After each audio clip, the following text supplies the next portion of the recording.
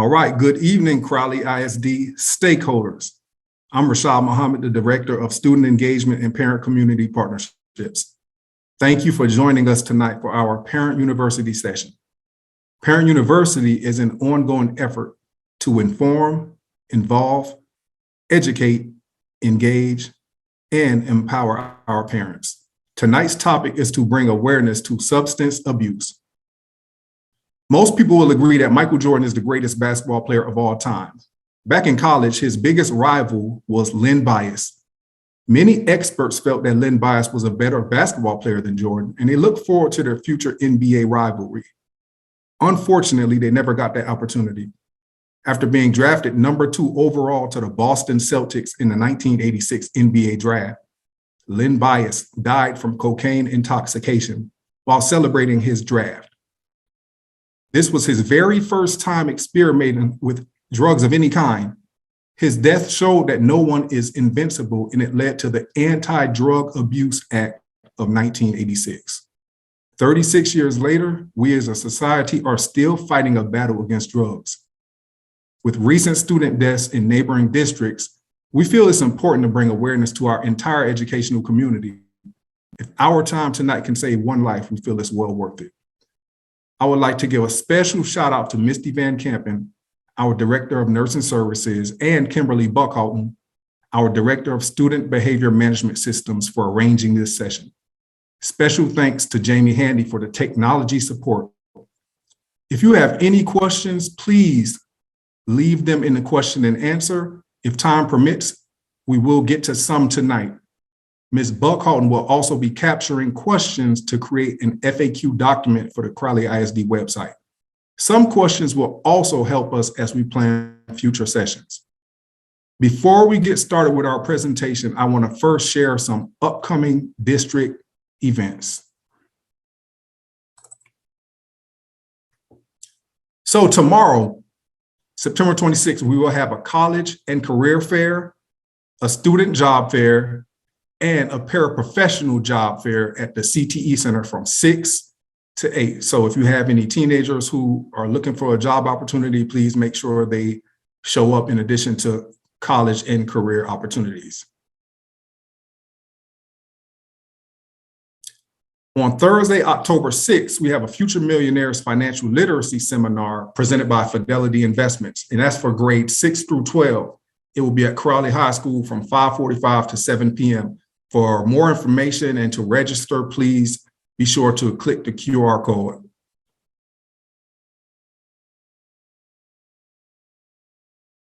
On Saturday, October 15th, we have the Hispanic Heritage Quiz Bowl, the Health Fair, and an All-Pro Dad Superintendent's Draft Day at North Crowley High School. Please be sure to show up and support your child in the district on those particular events. On November 3rd, we actually have the second session for our Future Millionaires Financial Literacy Seminar, and that will be for grades K through 5, also at Crowley High School from 5:45 to 7 p.m. Please be sure to register by going to the QR code.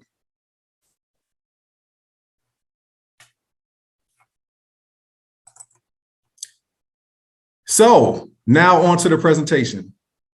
Abbie Hancock is a licensed master social worker and certified prevention specialist. She's been working in substance use prevention for over 8 years with Challenge of Tarrant County. She is the program coordinator for SMART Arlington, a drug-free community coalition. The coalition's target population is youth ages 12 through 17. SMART Arlington was created in 2013, and its mission is to inform our youth, parents, and the community in adolescent health and wellness by bringing awareness to education. Ms. Hancock, good evening. How are you? Myself. Let me unmute myself. Like I haven't been doing this for the past 2.5 years. Well, thank you so much, Mr. Rashad, for what a wonderful introduction. And I'm so excited to be here, very privileged to be here. And so with that said, I will go ahead and share my screen and so we can get into the presentation. So we can allow as much time as we need for questions because there probably will be some. This is it's a pretty interesting topic. So let me get to my presentation here. All right, let me go to everything going. Okay, here we go. Okay, so tonight's presentation is going to primarily focus on fentanyl. Fentanyl, that's the way it's pronounced. And we're also going to really hone in on the fact that one pill can kill, and we'll get more into that, what that means. I'm not going to further introduce myself because I had a great introduction. I appreciate that. So we already talked about the mission of SMART Arlington. We love doing prevention work. We have made big strides on actually lowering the numbers of drug use and alcohol use in the Arlington area. So we want to keep our kids healthy and make the community a better place to live.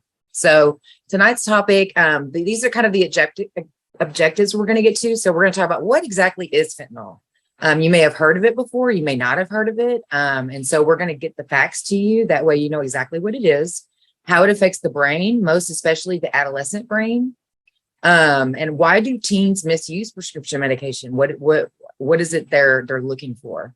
Signs of an overdose. If you think that someone you know, your teen or someone you see, in the community, that you're like, okay, I think that might be what that lady was talking about in that presentation.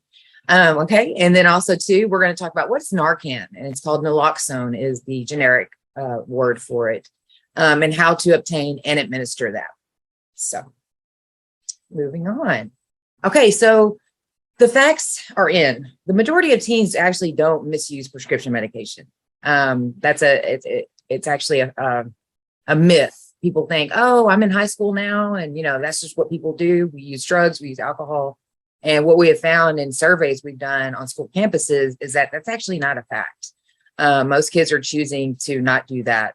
So we want to make sure that you're aware that it's not like this darkness that comes with being a teen, but we also too want to make sure that you understand that there are teens that try to use drugs and experiment with drugs. And that's why the purpose of this presentation is to make sure that you understand now that we're in a different era, if you will, from the 80s, 90s, even early 2000s, where experimentation is no longer really a reality. Now that with the fentanyl that's on the street, it's being laced in different substances. We have a different playing field now. So that's another reason why we're having this presentation for you tonight.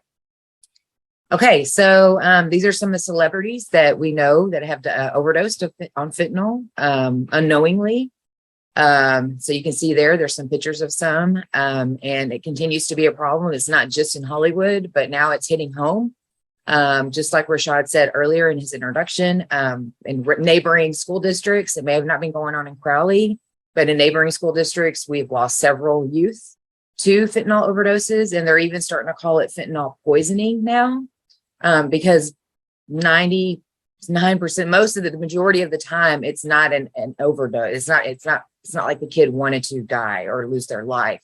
They were experimenting with something they thought was like a painkiller or, marijuana or something like that. And it ends up being a fatal result. And so they're kind of moving into the fentanyl poisoning now because of the overdose. When you say that, there's such a stigma behind that. Okay. So what exactly is fentanyl? So we know that fentanyl is a Schedule II controlled substance. It's actually been in use for more than 50 years in hospitals. And it's really only truly used in hospitals for like acute pain. As a matter of fact, I can tell you personally, my husband recently had surgery. And while he was in the recovery room, they actually gave him fentanyl in his IV. But it's a very controlled amount, and it's under a doctor's order. And it's very controlled and maintained in a hospital setting. And they even give fentanyl patches to people that have chronic pain. But like I said, it's maintained on a pharmaceutical level. So only recently has it become a drug of abuse, and we're seeing it on the streets now. And so now it's a part of the drug dealers' like repertoire, if you will. It's a synthetic opioid, and like I said before, it's used to treat chronic severe pain.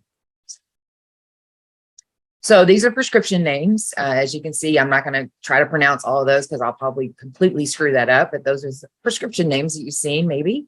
How is it given? And this is on a pharmaceutical level is how it's given. I want to make sure I clear that up. So there's tablets, there's patches, there's nasal sprays, there's lozenges, there's lollipops, and then of course intravenously, which was what was given to my husband when he was in the recovery room.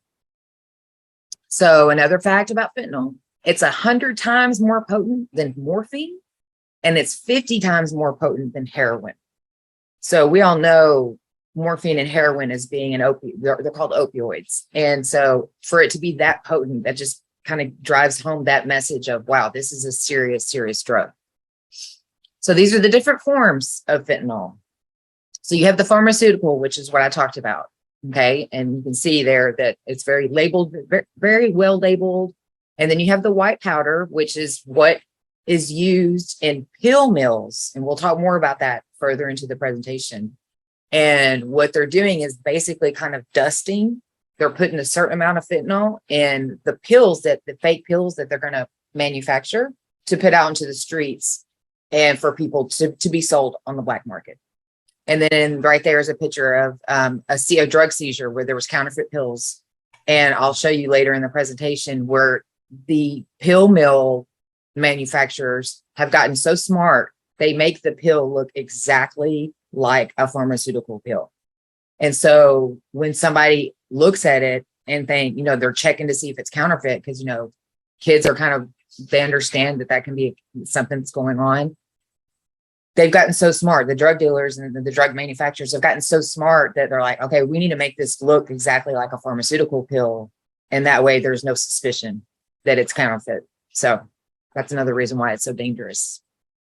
Okay, so illicit fentanyl. Those are some of the street names. I'm not going to name them all because it's for the sake of time. I want to make sure we can get some questions and get all the information in because this is really, really important.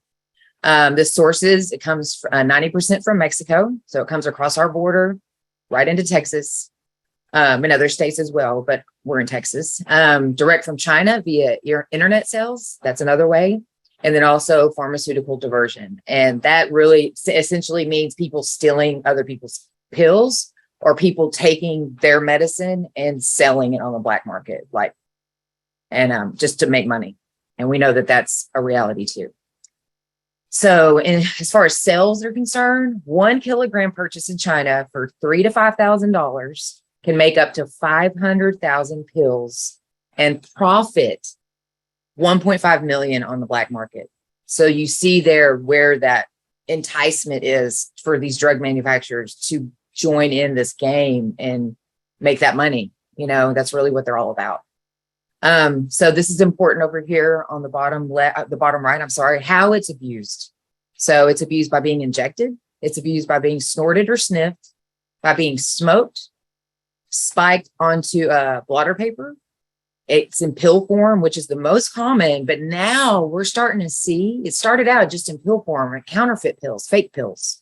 Now we're starting to see it laced in marijuana, laced in K2, which is synthetic marijuana. It's actually banned in the United States, but some of the smoke shops break the law and you can still get your hands on K2. And it's called synthetic marijuana, but it really has no marijuana in it at all. It's just a bunch of chemicals just thrown together. And so it's just like a big, you don't even know what's in it. And so they're sneaking it into that too. And then also too, methamphetamine, which is called crystal meth on the street.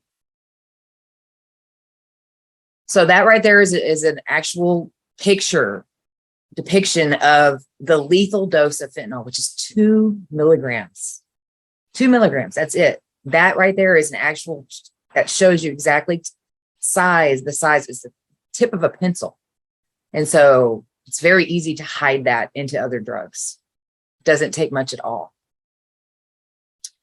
So this is the way they're mixing fentanyl. So you have the other chemicals, and then you have the active substance would be the fentanyl, and then they mix it together, and then they turn it into tablets. And you can see down there where the maroon or red color that you're seeing is the pill that has the fentanyl in it. And you can see 2 out of those 5 pills have the most fentanyl. And so we're going to talk more about that. Another thing too you need to know is you can't see it.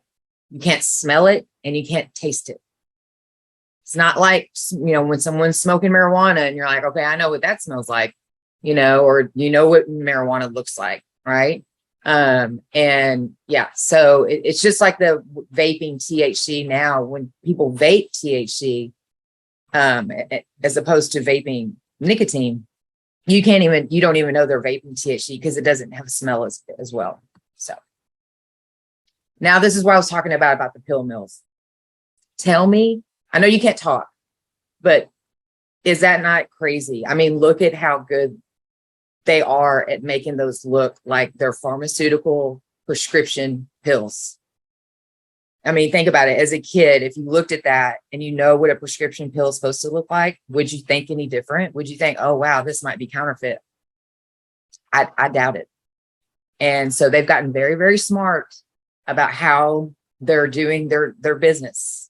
And so that's what to me is making it even more dangerous, is because it's not something that just stands out like, oh, you can tell that's counterfeit, like a counterfeit dollar bill or $100 bill or something like that. It's like, yeah, that's fake money. No, these look real. So this goes back to that other picture where I talked to you about the mixing, and 2 of the pills had the lethal amount of fentanyl, 2 of the 5. So this is actually a real statistic from the DEA lab analysis they did, where 2 out of every 5 fake pills with fentanyl, they actually contain a potentially lethal dose. And so you're taking a huge risk. Even if it doesn't have the lethal dose, you don't know. It's like a Russian roulette. It's like, you just don't know. It's very, very scary. And I'm not trying to scare everybody. That's not the purpose. I'm just trying to educate and inform. And that way you can go to your families and your friends, and you can, tell them what you learned tonight. So I'm going to show you this quick little video from the CDC, and then we'll get back to the presentation.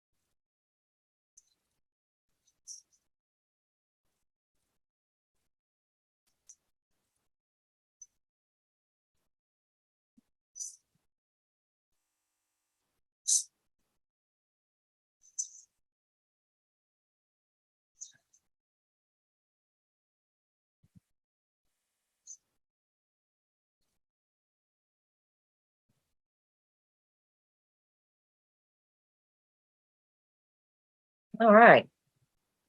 So you might want to follow that website. It's a good website. It'll give you a lot of really good information to educate yourself. Education is power. We know that.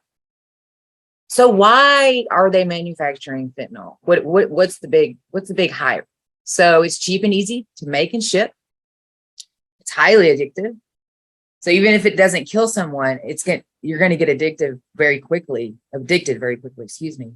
And so they're creating these lifelong customers, more profitable than heroin or cocaine, which I think we all know that there's a lot of profit in heroin and cocaine. And so it's money driven. We know that about drugs. We know that drugs and money go hand in hand. And unfortunately, they're willing to risk taking people's lives without any, moral compass. It's very unfortunate. But that's the purpose of this presentation, is to make sure that y'all equip yourself with education. That way you can take it to the most important people in your life and share this. Okay, so let's talk about how fentanyl affects the body and the brain. So what it does is it binds to the body's opioid receptors.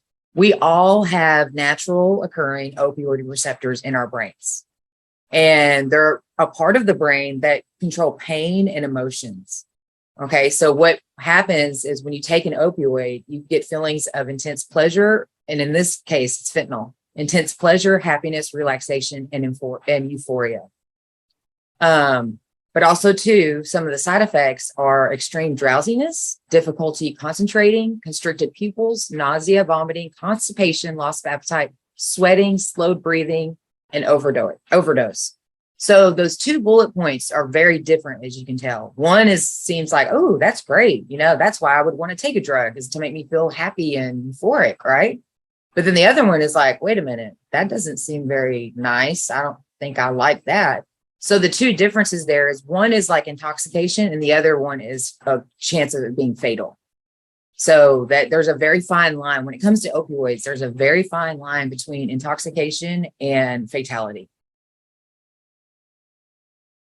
So with the adolescent brain, most of us at least, if not all, have heard about our brain's development and how long it takes. And so what we know, what science knows, at least tells us, is it's under construction till about 24, 25 is what they say.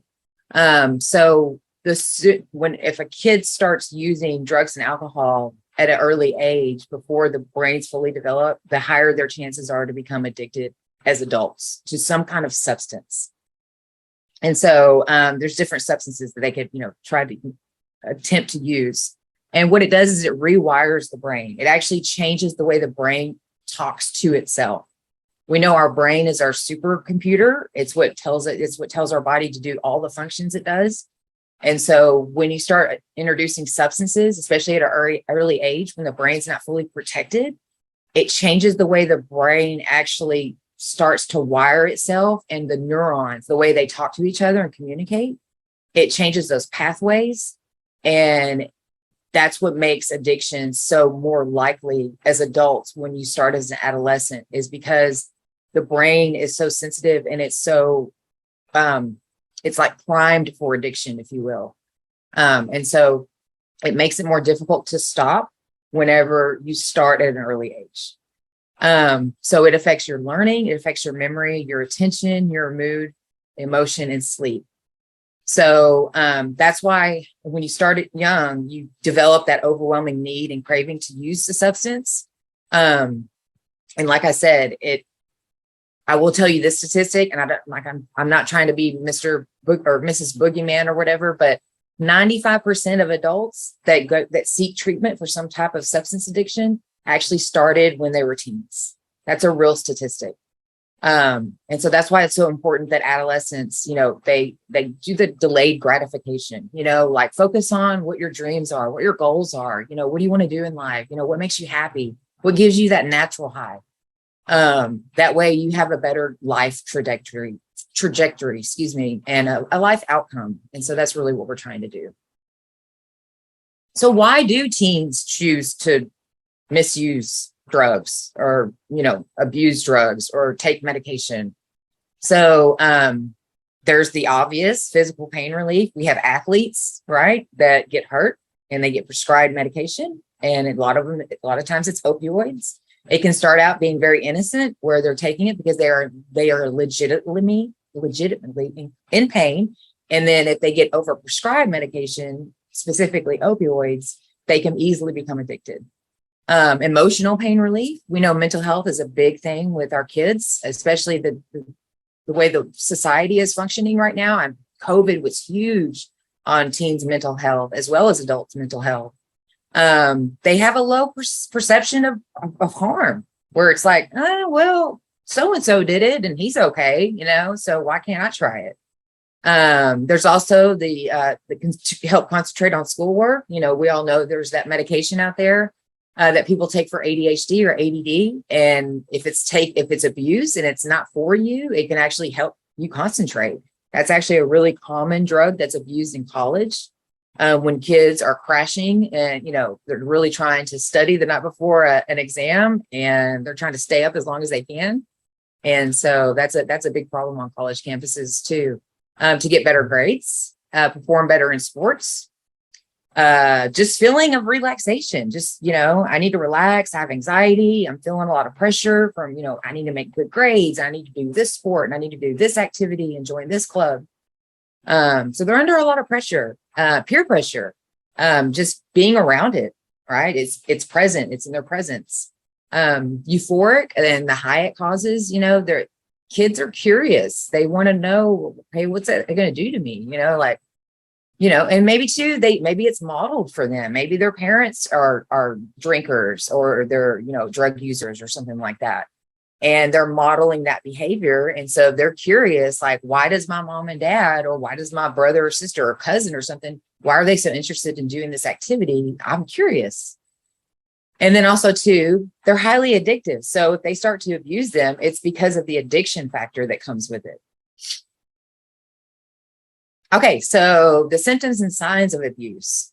So there's a lot here. Okay, so that's a lot to take in, but you want to make sure that you understand the different symptoms of it. That way you can be aware, like, okay, this could possibly be what that lady was talking about in that presentation. So you have the drowsiness, you have the lightheadedness, insomnia, cognitive impairment, sluggishness, nausea or vomiting, headache, dry mouth, slurred speech, vertigo.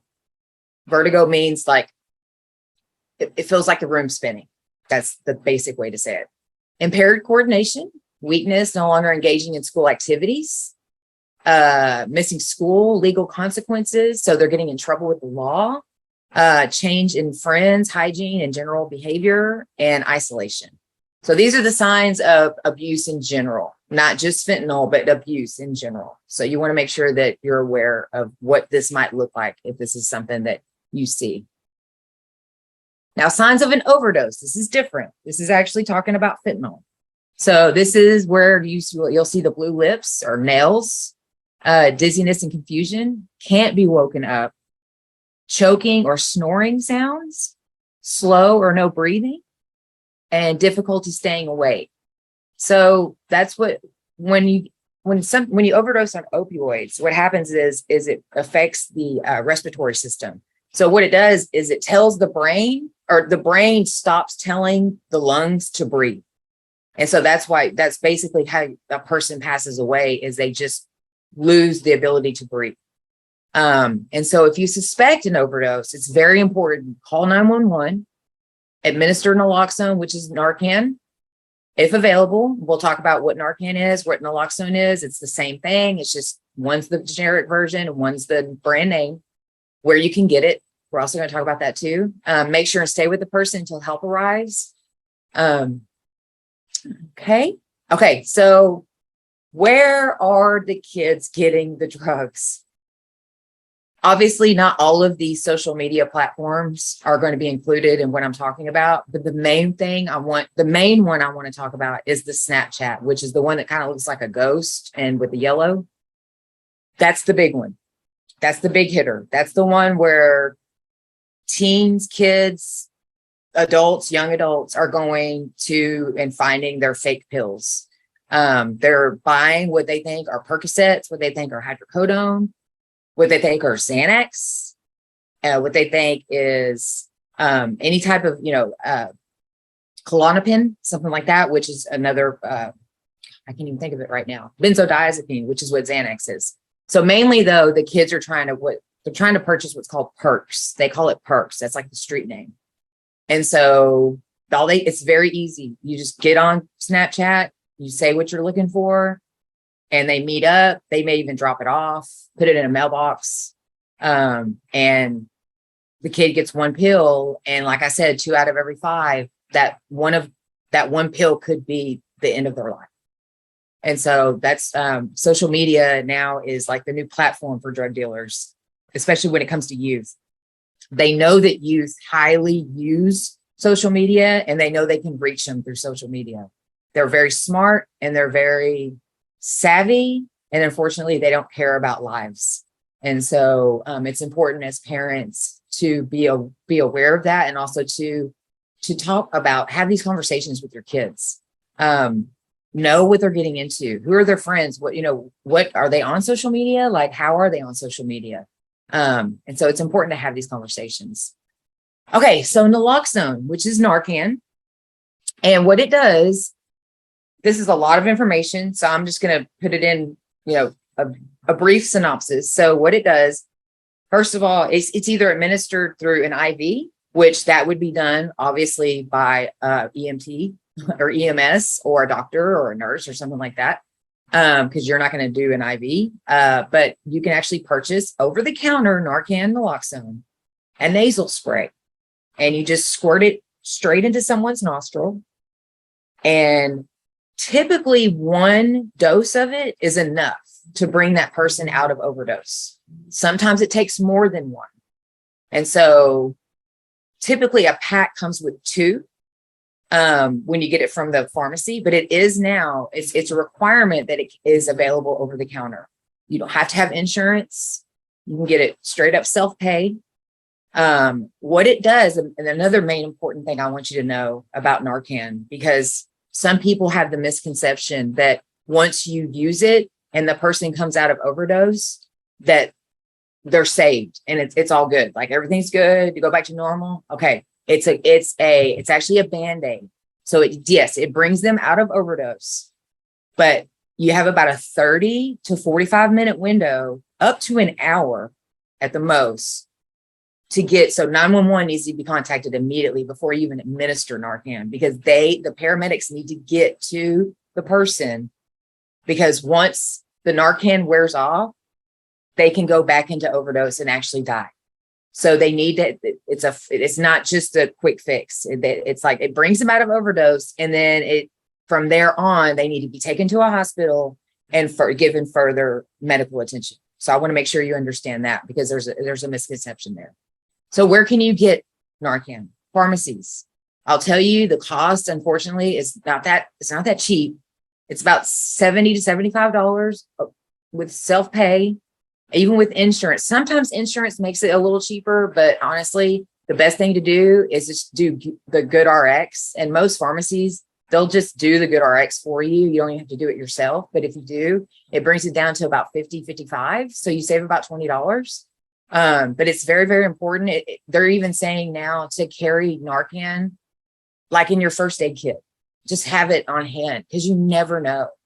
I know it seems like it's this big scary thing, it's this big monster in the room, but it's better to be safe than sorry. Just like when we have Band-Aids and we have stuff that can help us if we if we fall and cut ourselves.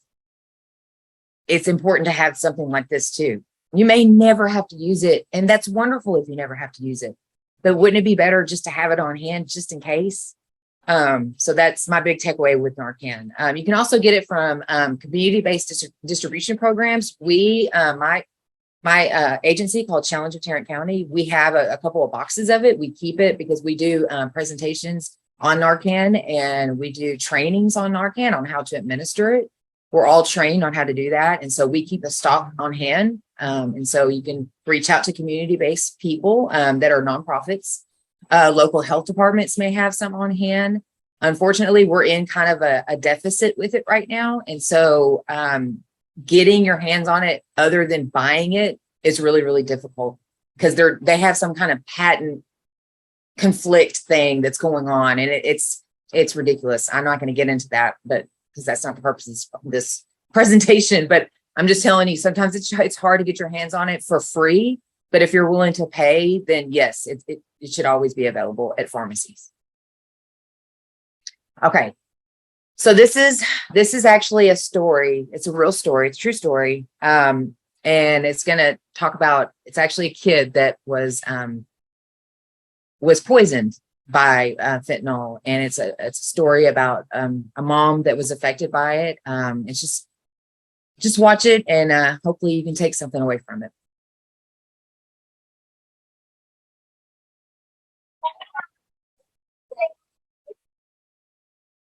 That was Alexander.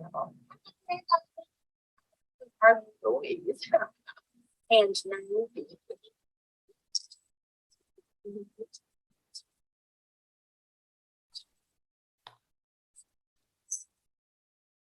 Hey, Ms. Hancock. Mhm. The audio isn't playing. Can you do me a favor and just give a quick synopsis of the video? Sure. The audio's not working. Well, what we may try to do, if you want to stop sharing and then reshare, and make sure you click the button that says optimize for sound or for video, and see if that'll do it. Oh, okay. Okay, let me stop share. Let's try that real quick. Okay. And then reshare. See the little checkbox before you share it at the bottom. Let's try that. Oh, there's a checkbox. Okay, hold on. Let me see that. I don't think I've ever seen that before. Oh, I see. Optimize for video clip. All right, great. Yeah, let's try that. All right, let's start this over.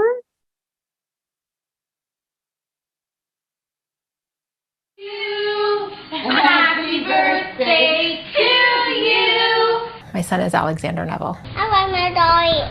Alex was our noise in our house. And now, Alex will forever be 14. I just want to hold him, just want to touch his face. his mom Amy says he was a smart and vibrant kid with a bright future ahead of him, but fentanyl taking it all away. That one pill is all it took to take him away from us. At the time, Alex was taking what he thought was oxycodone. His parents were in the dark until one day he opened up. He told us he connected with this dealer through Snapchat, and it was very easy to get. And it really had a hold on him, and he didn't understand why. Alex came to his parents with a plan. He wanted to get better. So that following morning, I called the treatment place, and we told him we were going to get him help, that it was going to be okay. You didn't know? I had no idea how not okay it was going to be. The next morning, I knocked on his door and there was no answer, and instantly I knew something was wrong. I opened the door to his bedroom and he looked like he was just fell asleep on his beanbag chair, except for that he was blue and he wasn't breathing. He was cold. his dad immediately starting CPR compressions, Amy calling 911. But it was too late. They pronounced him dead at 9:59 that morning. And 4 minutes later, I got the phone call from the treatment center. Cause of death, acute fentanyl toxicity. Fentanyl was the only thing in his system. He had enough to kill 4 people in his blood. He was poisoned. Absolutely poisoned. We're just seeing it now in Arizona, where we're seeing fentanyl in other drugs mixed within, because that's our biggest threat right now. Special Agent Sherry Oz has worked with the Drug Enforcement Administration for the last 2 decades. She says in 2016, the DEA didn't seize any fentanyl in Arizona. In 2017, it started becoming a trend. Last year, we seized over 12 million fentanyl pills. So far this year, we've seized over 8 million fentanyl pills. So the problem has gone from non-existent to being something that we are being overrun with. Adding fentanyl can be put into any pill. So it can look like Adderall, it can look like Xanax, it can look like any pill you might buy illicitly. Alex thought he was taking a single oxycodone. He was deceived to death. He didn't know. He had no idea. And it's haunting. You don't forget that sight. It's crystal clear in my mind today as it was 2 years ago. It's something I don't wish on anyone, that's for sure. Luz Delia Caballero, ABC 15, Arizona.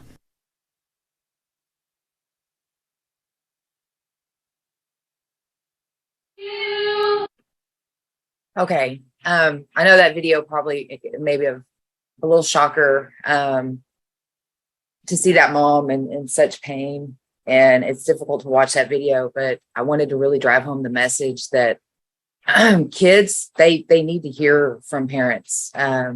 Believe it or not, when you talk to them, they do hear you. So it's important to have these conversations with them as early as possible. And it's not just a one-time conversation, right? It's several of them over, a span of time. Just checking in with them, get a pulse reading on them, what's going on, what are they doing? And it doesn't have to start out with, so what do you know about fentanyl? You don't want to scare them away, just kind of ease into it. And, you'd be surprised how much your opinion and your knowledge really affects them. And they listen. They may act like they're not listening. And, that's just teenagers. That's just what they do. We've all been there. But talking to them about these real subjects, it really drives home the message that you care, and we all know you care. And so, and they know you care, but this is something it's very serious. Thankfully, and fortunately, Crowley ISD hasn't seen something like a case like this, but we want to keep it that way, right? This is the purpose of this presentation, is to drive home that prevention message.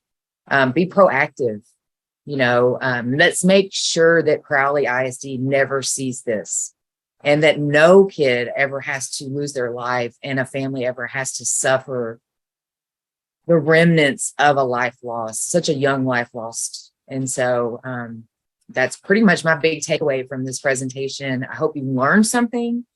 I hope that I didn't scare you away. And hopefully you're able to, if you weren't able to get as much information as possible, maybe you can, do some more research on your own. I encourage that.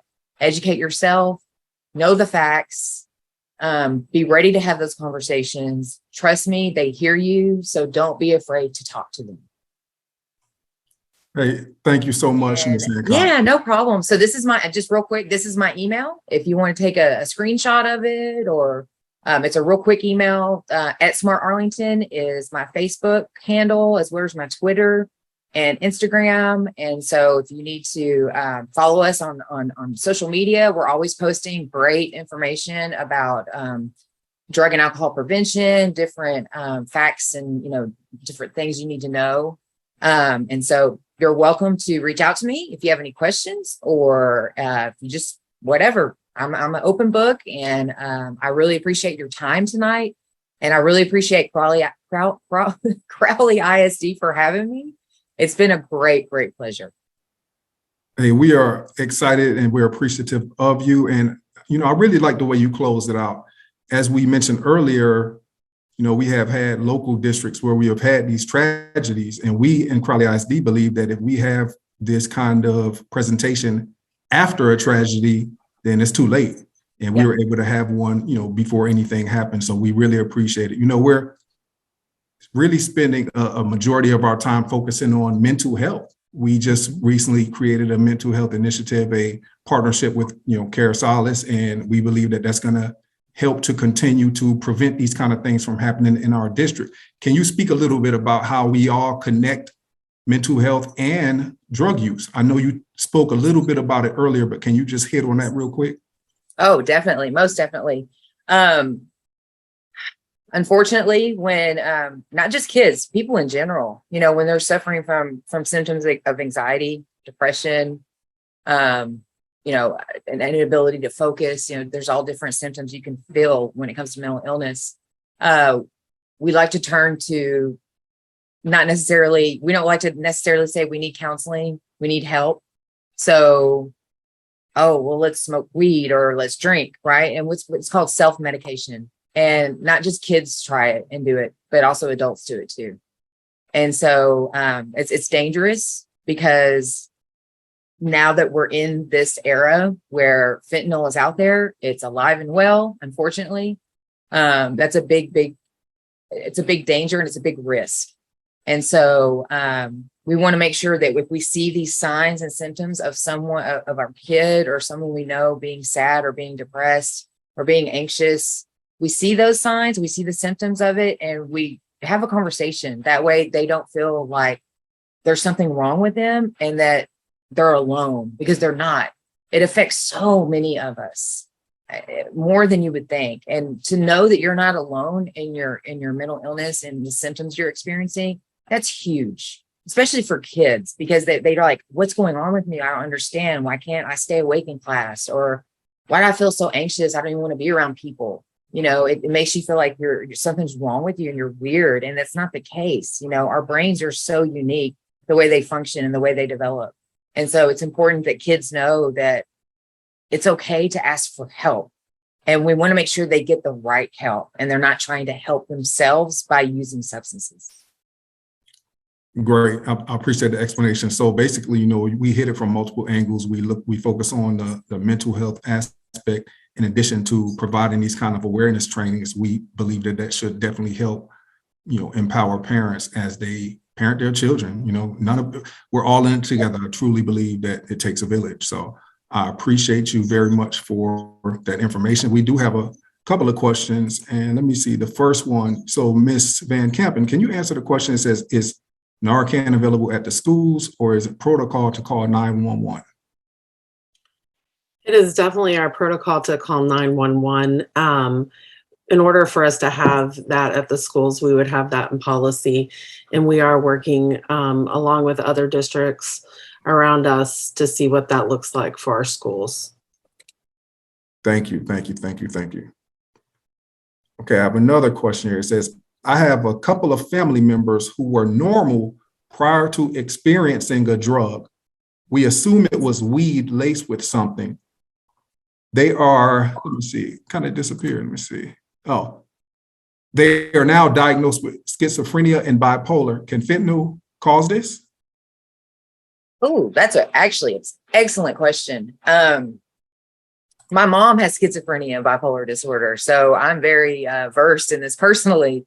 That fentanyl, it typically, I've never heard of a story of someone starting to use fentanyl and a severe mental illness or mental illnesses came out of that. Typically what we see as far as when it comes to drugs of abuse or illicit drugs that you on the streets, a mental illness diagnosis like that would be more from like a methamphetamine abuse. Marijuana, the marijuana we have today is potent enough to where it can actually bring out a mental illness like that. But what we want to understand is that there's like an underlying type of a predisposition, if you will, in a person's brain. So they may have some kind of genetic predisposition that was passed on to them to have a mental illness like that. And then they start using substances that can actually possibly bring that out. Like basically it's kind of like flipping on a switch, right? It ignites it. It's dormant, but if certain substances can actually bring that out in a person's brain, and then they get that diagnosis. But as far as fentanyl, I've never heard of fentanyl being associated with that. Thank you. Great information. So I have a couple of questions about presentations, and these are actually questions I can answer. So when we talk about, will students have a chance to see, have access to this presentation? So this presentation will be uploaded onto the website within a few days. Jamie can probably tell me exactly when it will be uploaded, but absolutely students and parents and stakeholders will have access to the presentation. Another question says, they also look like the Smarties candy. Is there going to be a student assembly at school to discuss this with students? We have had long discussions at home. So absolutely there will be, so this is actually a campus-based thing. We will communicate with the campuses regarding, how this information will be provided to the students. But yeah, absolutely. I know that the campuses have conversations with students about this. So they will definitely get information about this particular presentation as well. There are no more open questions. As we focus on the mental health and, awareness and academic health, I believe these are things all intertwined. Academic health is impacted by mental health. Can you speak to that a little bit about when you have clients in your office and they have struggles in school? Can you tell how the mental health has impacted their academic health? Oh, most definitely. If we're not mentally stable, it's hard for us to function on a normal level. And really normal is an eye of the beholder, I believe. Everybody's normal looks different. But when it comes to being able to study, concentrate, and just hone in on what you're supposed to be doing academically, if there's things in your head that are clouding you and keeping you from being able to do that, that's definitely going to affect your ability to be a good student and to succeed. And also too, anxiety, not just being, the anxiousness, the feeling of, they can't concentrate, they can't focus on something, they're scared, they have social anxiety, so it's hard for them to be around people. So being at school is actually a problem. And so if you can't get to school, right, how are you learning? And also too, depression, depression can keep you from wanting to do anything. It's all on a spectrum, really. So there's the severe forms of mental illness, and then there's the mild forms of mental illness. And everyone, if they're fortunately dealing with some type of mental illness, they fall on that spectrum in some way. And so it looks different for everybody. But when it comes to academics, most definitely, you need to have a clear head. You need to have motivation. You need to feel supported, and you need to feel heard. If you're struggling with something, it's something. It's a conversation that needs to be had. Have that conversation and normalize the symptoms of mental illness, and just know that there's help out there. There's nothing wrong with saying you need help. And actually being able to ask for help is actually a sign of strength. rather than a weakness. And so being able to drive that message home is very important. And, you know, we want our kids to succeed. And so we want to make sure that they're getting all their needs met. And yeah, so that's my big takeaway on that. Great. Just a couple of parents thanked us for the presentation today, so that's always good. I have another question here. Let me see. It says, what are the 3 or 4 most important things I can do as a parent of an elementary student, middle school student, and high school student? Okay, what can you repeat that again? My cat has come and joined me. Repeat that question, please. The question is, what are the 3 or 4 most important things I can do as a parent of an elementary, middle, and high school student? Great question. I love the proactive stance that we got there. Honestly, talk. Even if it's just talk, like, you know, remember when we were kids and you come home and the parents like, how was your day? And you're like, or it was okay, or you know. Have those open-ended conversations with those open-ended questions where it's like, okay, what was the best part of your day? What was the worst part of your day? Right? So it doesn't have to just come out of, okay, so let's talk about drugs, you know, make it more organic where it's like, okay, let's just start talking. Let's have conversations, because what that does is it normalizes that behavior and that communication between a parent and a kid. And even as early as elementary, I'm glad that you said high school, middle school, and elementary, because I know a lot of parents think, you know, I don't want to have that conversation too early. You know, what really though, it's definitely your discretion. You're the expert of your life, your family, and your kids, but it's happening earlier and earlier and earlier. So we want to make sure that we start opening up those lines of communication and really fostering that relationship of openness, you know, where it's like, okay, my kid feels comfortable to come to me with these difficult type situations, these difficult, you know, topics that we're talking about. And so the sooner you start just making that a normal part of your daily practice as a parent, the better. Because the kids, it's like, that's just what we do. Because if you come, and I'm not saying it, you know, they're in high school, it's too late. That's definitely not what I'm saying. But what I'm saying is if you can start, or the earlier you start, the better, because then you set them up with a really strong foundation. And that way they have this reinforced education, this reinforced notion that, okay, I can talk to my parents about this kind of stuff because we talk all the time about all kinds of stuff, you know, it normalizes that. And that's what we need. So I wouldn't say it's 3-4 things best you can do. I would say just start with communication. It's huge. And then let all the rest of that grow from there, because it will grow and you'll start to see those doors opening and those windows opening, and it'll lead you to places that you never thought you could be with your kids. So I would say the number one thing is communication. Awesome. Hey, great answer.